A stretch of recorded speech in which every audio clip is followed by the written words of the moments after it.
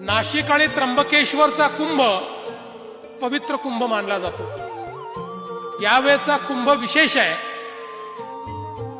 कारण 75 वर्षानंतर त्रिखंड योग हा जुळून आलाय। मोठ्या प्रमाणात या कुंभामध्ये गोदावरीमध्ये त्या ठिकाणी स्नान करण्याकरता, डुबकी घेण्याकरता, अर्घ्य देण्याकरता खूप मोठ्या प्रमाणात भाविक हे येत असतात। गुरु सिंह राशीत येणार, वक्री होणार आणि पुन्हा येणार अशा प्रकारचा योग असल्यामुळे हे कुंभाचं पर्व 28 महिने चालणार आहे।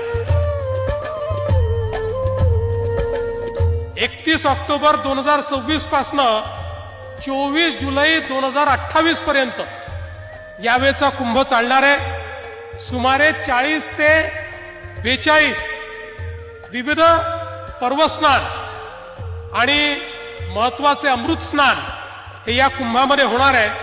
आणि यातलं पहिलं अमृत स्नान हे 2 ऑगस्ट 2027 या रोजी होईल।